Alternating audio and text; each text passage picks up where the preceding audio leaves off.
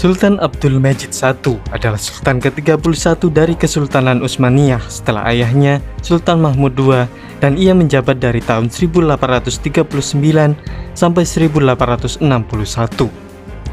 Saat masih menduduki tahta, ia telah melakukan beberapa reformasi besar dalam kesultanan, seperti mengeluarkan dekret Hati Syarif pada 1839 dan Hati Humayun di tahun 1856, yang dengan dekret-dekret itu Utsmaniyah memasuki era Tanzimat. Abdul Majid merupakan orang yang berpendidikan tinggi, dan ia adalah Sultan Utsmaniyah pertama yang berbicara bahasa Prancis. Posisinya kuat karena ia juga didampingi oleh para menteri yang cakap. Dan berikut ini adalah kisah riwayat hidup Sultan Abdul Majid I selengkapnya.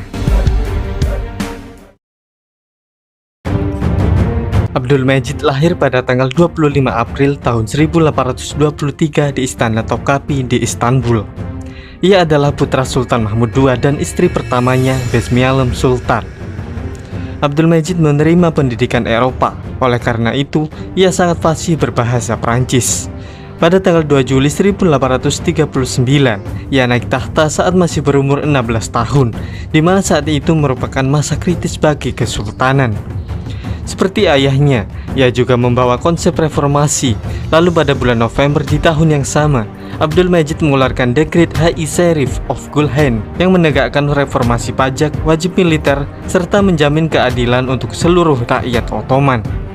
Untungnya ia didukung oleh para wazir yang berpikiran maju seperti Mustafa Reşit Pasha, Mehmet Emin Ali Pasha, dan Fuad Pasha.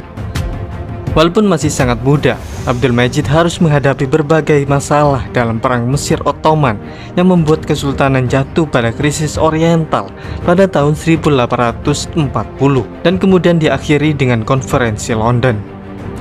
Pada tahun 1844, saat perang Crimea sedang berlangsung, Kekaisaran Ottoman mengambil pinjaman luar negeri untuk pertama kalinya, dan di tahun yang sama mata uang baru, lira Ottoman, dibuat.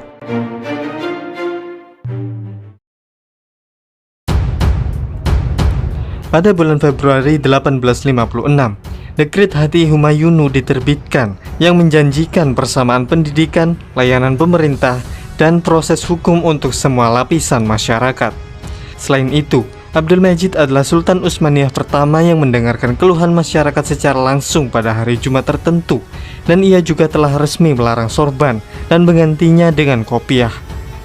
Masa ini adalah masa yang sulit bagi Ottoman, sehingga negara besar Eropa mengambil peluang ini untuk mengintervensi. Sebenarnya ada beberapa negarawan yang tidak sepaham dengan Abdul Majid karena sikapnya yang seperti pro-barat.